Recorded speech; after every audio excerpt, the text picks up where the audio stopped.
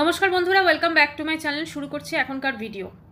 তো আমি এইমাত্র অনেকক্ষণ আগেই ভিডিওটা দিয়েছে আমাদের ঝিমি, আমি এইমাত্র দেখলাম। তো যাই হোক, সেটা হচ্ছে যে ভিডিওটা মানে ওর চ্যানেলে আর কি, ওর যে চ্যানেলটা বলা হয়েছিল যে ওর হাজব্যান্ড মানে রিতম উড়িয়ে দিয়েছে, যেটা জোর গলায় আমাদের ওই মানে সমাজসেবী ম্যাডাম বলেছিলেন, আরও যারা তার সাঙ্গপাঙ্গ রয়েছে সবাই মোটামুটি দাবি করেছিল যে রিতমই নাকি ঝিমির চ্যানেলটা উড়িয়ে দিয়েছিল। ঠিক আছে, তো আজকে ঝিমি দেখলাম একটা ভিডিও করেছে এবং সেখানে সে তার বাপের বাড়িতে বসে রয়েছে, মাথার ওপর এসি, আর সেখানে খুব মানে ঘুমের মধ্যে আছে এরকম একটা ইয়েতেও কথা বলছে। তো তারপরে সে সেটাতে বলছে না, ও ওড়ায়নি, ওটা নাকি অনেক চেষ্টা করেছিল ওর হাজব্যান্ড এটাকে রিকভারি করার, যখন ওটা নাকি ওই ডিলিট করে দিয়েছিল, যেটা আমিও বলেছিলাম আমার চ্যানেলে। তো অনেকে সেখানে এসে বলেছিল যে না না, ও ডিলিট করেনি, ঠিক আছে, এটা ওর হাজব্যান্ডই করেছে, একদম শিওর ছিলেন তারা। দেখুন, আমরা কেউই রিতমকে সাপোর্ট করছি না, ছেলেটি অবশ্যই দোষী, ছেলেটি অবশ্যই দোষী, তার মাও দোষী। কিন্তু এই যে মা মেয়ে এরা কি ঠিক, এটা তো একটু আপনাদের ভাবতে হবে, তাই না? আজকে সমাজসেবী ম্যাডামের হাত এনাদের ওপর আছে বলে, মানে এনাদের মাথার ওপর বড় মাথা আছে বলে এরা কি করছে, র্যান্ডাম ভিডিও দিয়ে যাচ্ছে, ইনস্টাগ্রামে রিলস করছে, যা নয় তাই করছে। কিন্তু ছেলেটির কোনো চ্যানেলে ভিডিও আসছে না, তার মাও কোনো ভিডিও করতে পারছে না। তাহলে এটা কীরকম ধরনের সুবিচার? আমার এটাই কথা। আজকে যদি আমরা সবাইকে তো সমান সমানভাবে দেখব, আজকে যেমন ছেলেটি দোষী তেমন মেয়েটি দোষী, তেমন সেই যে আছেন আরেকজন তিনিও দোষী। কাজেই সবাই যদি দোষী হয় সেক্ষেত্রে তো সবার শাস্তি সমান হবে। এক্ষেত্রে মেয়েটি দিব্যি ভিডিও দিয়ে যাচ্ছে, রিলস করে যাচ্ছে, তার মা রোজ ভিডিও দিয়ে যাচ্ছে, ঠিক আছে, হ্যাঁ ভিডিওতে সে আগের দিন ভিডিওতে কন্ট্রোভার্সিমূলক কথা বলেছিল, আজকে তার মাও ভিডিও দিয়েছে, মানে আমাদের চিঙ্কি পাল। তো সেইখানে সে ভিডিওতে আজকে ঠাকুর দেবদা নিয়ে নাকি এরকমই ভিডিও আসবে, দেখি কতদিন আসে ঠাকুর দেবদা নিয়ে ভিডিও। কথা হচ্ছে যে মানে আমি যদি একচোখা বিচার করি তাহলে তো হবে না, আমাকে তো সব দিকে সমানভাবে দেখতে হবে। এই মেয়েটিকে পরিষ্কার আজকে যখন কথা বলছিল বোঝা গেল যে ও কিন্তু ঘুমের ওষুধ বা কিছু একটা ওই টাইপের ওকে মেডিসিন খাওয়ানো হচ্ছে, যেটা আমরা সবাই বলেছিলাম ও চিকিৎসার জন্য, তো ওকে মেডিসিন খাইয়ে চিকিৎসা করা হচ্ছে। ঠিক আছে, কাউন্সেলিং কতটা হয়েছে জানি না, যেহেতু সেই বিষয়গুলো নিয়ে ওরা কিছু বলেনি। তো কথা হচ্ছে যে এরকম পাল্টিবাজ মেয়ে কথায় কথায় পাল্টে যায়, তাকে তো পাল্টিবাজ বলে, যে কথায় কথায় পাল্টে যায়। এই যে ধরুন সমাজসেবী ম্যাডাম পর্যন্ত নিজে বলেছিল যে রিতম ওর চ্যানেল ডিলিট করেছে বা উড়িয়ে দিয়েছে, আমরা পরিষ্কার শুনেছিলাম। এখনও হয়তো খুঁজলে ওই লাইভগুলো আছে, তার সাঙ্গপাঙ্গ যারা ছিলেন সবাই এক কথা বলেছিল। আজকে সবাই মিলে যে বিচারটি করলেন তাতে একটা ছেলের, এবারে কথা হচ্ছে যে ছেলেটি ভিডিও দিচ্ছে না কেন? দেখুন, ছেলেটির হয়তো মোবাইল যেহেতু পুলিশ নিয়েছে, বা হয়তো সেই ভয়ে ভীতু, মানে সামনে আমাদের যে অতটা সাহসী দেখায় অতটা নয় হয়তো, সেই জন্য ভিডিও দিচ্ছে না। কিন্তু আজকে এর মানে কিন্তু এই নয় যে রিতম কোনো দোষ নেই বা ওর মায়ের কোনো দোষ নেই, দুজনেরই ভরপুর দোষ আছে। কিন্তু এই মেয়েটি বা এর মা, এও কি পুরোপুরি নির্দোষ? হচ্ছে যখন সে জানে নিজে যে আমি আমার ওয়াইটি চ্যানেল যেটা ছিল সেটাকে ডিলিট করে দিয়েছি, তাহলে যখন এত চারিদিকে শোরগোল পড়ে যাচ্ছে, এত কিছু হচ্ছে, সে ইনস্টাগ্রামে রিলস পর্যন্ত করতে পারছে, কিন্তু সে এটা কেন তখন বলতে পারেনি যে না আমার চ্যানেলটা আমিই ডিলিট করেছি বা আমি উড়িয়ে দিয়েছি? সেটা কেন সে তখন বলতে পারেনি, না তাকে বলতে দেওয়া হয়নি? আজকে সমাজ পরিষ্কারের নাম করে আরও বেশি নোংরামি করা হচ্ছে এবং এখানে আবার মানুষকে ইনডাইরেক্টলি ধমকি পর্যন্ত দেওয়া হচ্ছে।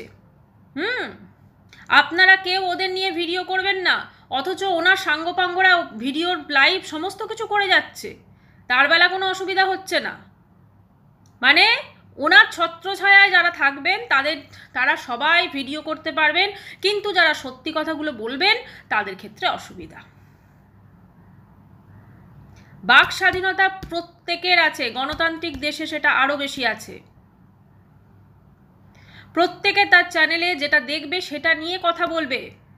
আজকে আপনারা যে একটা সমস্ত ভুল ইনফরমেশন যে ছড়িয়েছেন কি না রিতম ওর চ্যানেলটা ডিলিট করে দিয়েছে, এটা একটা ভুল ইনফরমেশন ছিল, আজকে সেটা আপনাদেরই ঝিমি প্রকাশ করে দিল।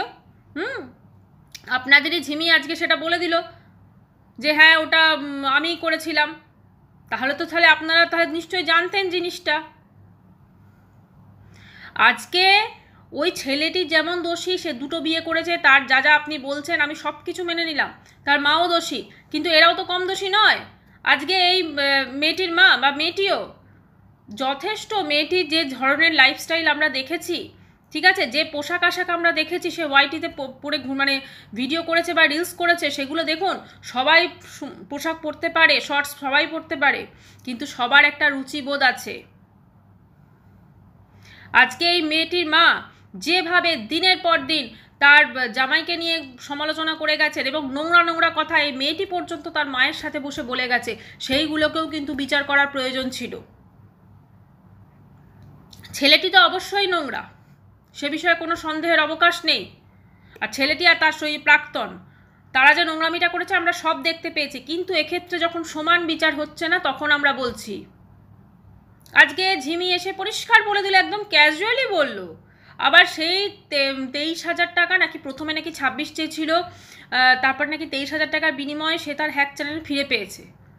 ঠিক আছে, মানে ভাবা যেতে পারে। অথচ এই মেয়ের কাছে না কোনো টাকা পয়সা ছিল না, আপনারা বলেছিলেন, অবশ্য ও বাপের বাড়িতে আছে, হয়তো বাবা দিয়েছে বলবেন এখন। আসলে কি জানেন তো, অসহায়, এই যে আমাদের দেশে আইন আছে না বিভিন্ন নারীদের পক্ষে, ঠিক আছে, এগুলোর অনেক সময় মিসইউজ হয়, এই আইনগুলোর অনেক ক্ষেত্রে মিসইউজ হয়। সেই জন্য আজকে যে কোনো জায়গায় বিচার ব্যবস্থাতেই কিন্তু সমানভাবে ছানবিন করা হয়। সে যতই বধূ নির্যাতনের কেস লাগানো হোক বা অন্য কিছু হোক, সমানভাবে দেখা হয় জিনিসগুলো, যে আদৌ সে সত্যি বলছে কি না, না সেটার মধ্যে কোনো রকম কোনো মিলাওয়াট আছে। আজকে মেয়েটির মাথার ওপর বড় মানে হাত আছে বলে, বড় মাথা হাত আছে বলে, একদম বড় মাথা আছে বলে আজকে মেয়েটি দিব্যি একদম ভিডিও করছে, রিলস করছে, একটা অসহায় বধূ, সে একটা অসহায় বধূ, কিন্তু তার চুলে কালার হয়ে গেছে। হ্যাঁ, তার চুলের কালার সে চেঞ্জ করে ফেলেছে, তারপরে সে সেজে গুজে একদম পুরো রিলস বানাচ্ছে। মানে সে নিজেকে সেই রিলসের মধ্যে যে একটা করছে যে আমি কতটা অসহায় বধূ, আমার হাজবেন্ডের মনে অন্য কেউ আছে, আমি, এটা কি?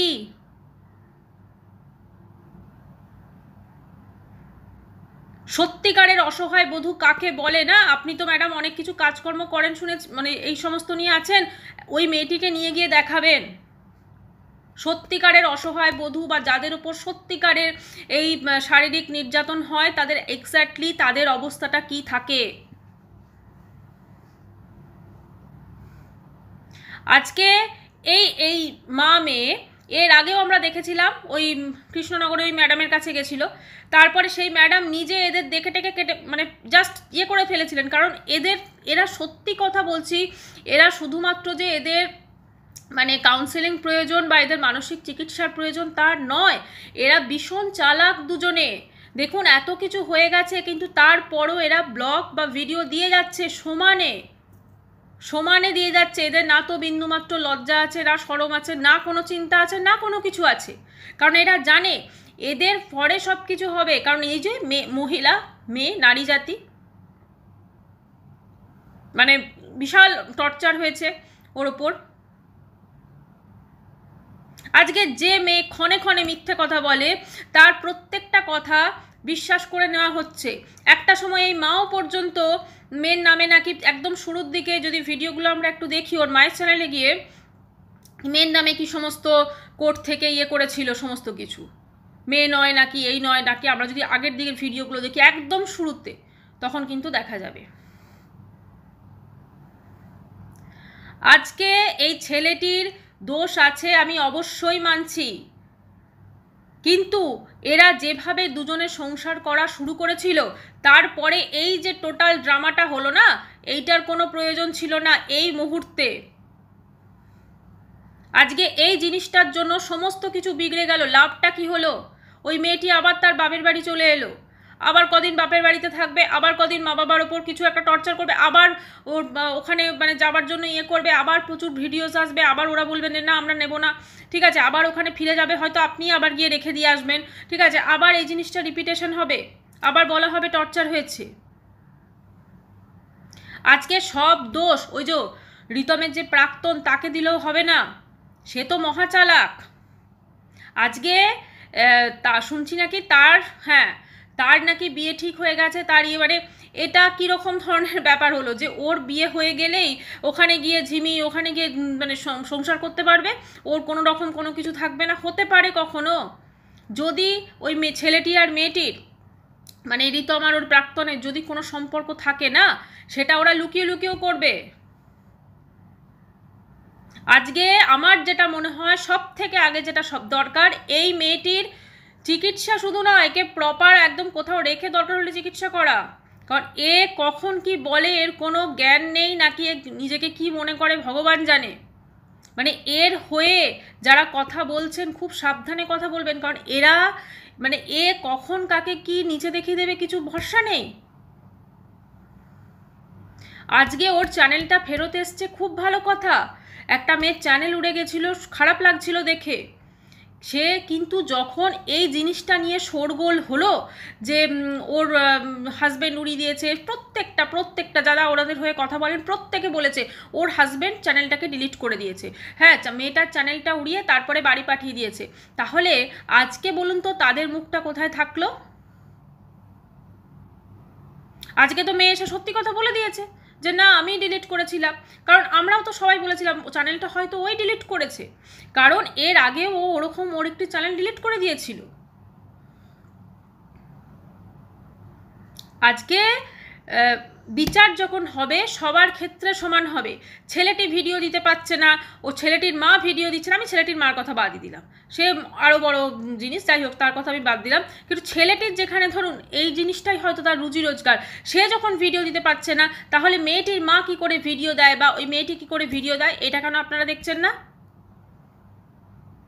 আজকে যখন বিচার হবে সর্বক্ষেত্রে বিচার হবে। ছেলেটার ক্ষেত্রে একরকম বিচার হবে, মেয়েটার ক্ষেত্রে আরেক রকম বিচার হবে। কেন? কিসের জন্য?